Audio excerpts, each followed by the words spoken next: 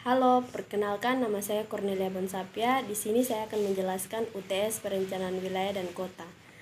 Yang pertama, jelaskan tujuan dan manfaat mempelajari perencanaan wilayah dan kota. Tujuannya adalah menciptakan kehidupan yang efisien, nyaman, serta lestari, dan pada tahap akhirnya menghasilkan rencana yang menetapkan lokasi dari berbagai kegiatan yang direncanakan.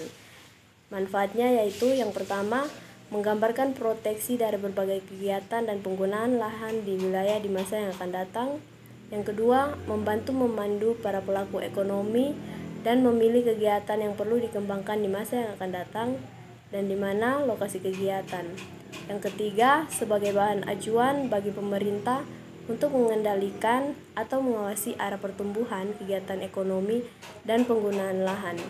Yang keempat, sebagai landasan bagi rencana lainnya yang lebih sempit tetapi detail. Yang kelima, manfaat optimal untuk berbagai kegiatan dari lokasi tersebut memberikan nilai tambah bagi masyarakat. Nomor 2, jelaskan definisi perencanaan dari yang sederhana sampai yang rumit. Secara sederhana, perencanaan adalah suatu proses menentukan apa yang ingin dicapai pada masa yang akan datang serta menetapkan tahapan-tahapan yang dibutuhkan untuk mencapainya. Menurut Roger A. Kaufman mengatakan bahwa perencanaan adalah suatu proyeksi tentang apa yang dibutuhkan dalam rangka mencapai tujuan secara sah dan berdaya guna. Dari pendapat tersebut dapat dipahami bahwa perencanaan merupakan sesuatu yang menjadi keperluan dalam sebuah sistem untuk mewujudkan tercapainya tujuan. Nomor 3, jelaskan jenis-jenis wilayah berdasarkan pandangan Glasson dan Hanafiya. Menurut Glasson, tahun 1974 menyatakan bahwa wilayah dapat dibedakan berdasarkan kondisinya atau berdasarkan fungsinya. Berdasarkan kondisinya, wilayah dapat dikelompokkan atas keseragaman isi. Misalnya wilayah perkebunan, wilayah peternakan, wilayah industri, dan sebagainya. Sedangkan berdasarkan fungsinya suatu wilayah dapat dikatakan misalnya kota dengan wilayah di belakangnya, lokasi produksi dengan wilayah pemasarannya, susunan orde perkotaan, jenjang hierarki, jalur transportasi, dan sebagainya. Menurut Hanafiya 1982, wilayah dapat pula dibedakan atas konsep absolut dan konsep relatif. Konsep absolut didasarkan pada keadaan fisik, sedangkan konsep relatif selain memperhatikan faktor fisik, juga sekaligus memperhatikan fungsi sosial ekonomi dari ruang tersebut. Yang keempat, jelaskan jenis-jenis kota dan cakupannya.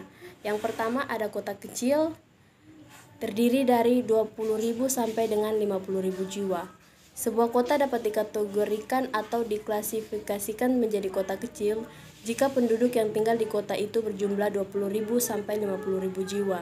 Oleh karena itu, kita dapat mengklasifikasikan kota dengan melihat informasi yang ada. Sebaliknya, informasi yang didapatkan berasal dari lembaga resmi pemerintah.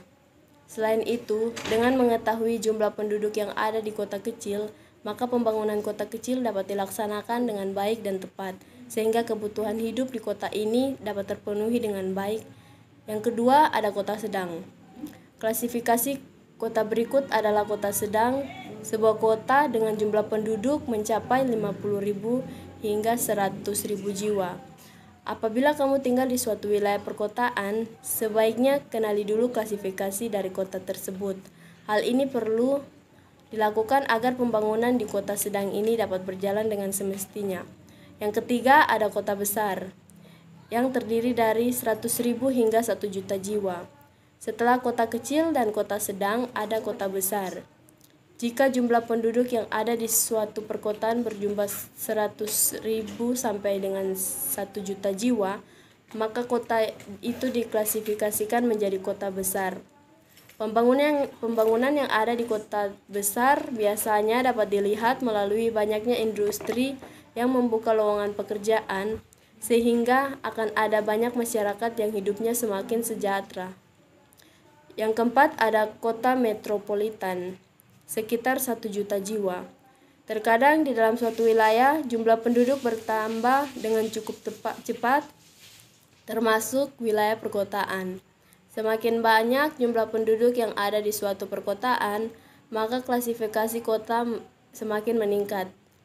Jika jumlah penduduk sekitar 1-5 juta jiwa, membuat kota itu termasuk ke dalam klasifikasi perkotaan metropolitan. Pembangunan yang terjadi di kota metropolitan biasanya bangunannya akan terlihat lebih modern. Selain itu, pembangunan akan disesuaikan dengan perkembangan zaman, sehingga kota metropolitan akan selalu update. Yang kelima, jelaskan pendapat Anda tentang kota tempat Anda berdomisili terkait dengan teori perencanaan dunia. Menurut saya, melihat perkembangan yang ada di kota Jayapura, maka dapat saya simpulkan bahwa perencanaan di kota Jayapura ini bisa dikatakan terbangun secara alami atau organik, sesuai dengan perkembangan penduduk dan kegiatan ekonomi. Kota yang tumbuh tanpa konsep perencanaan yang baik ini menyebabkan kehilangan berbagai unsur menarik yang seharusnya menjadi andalan sebuah kota di tepi pantai. Jadi kesimpulannya, perencanaan yang harus dilakukan untuk kota Jayapura harus melihat kondisi fisik dari kota ini agar dapat membangun kota ini ke depannya lebih baik lagi.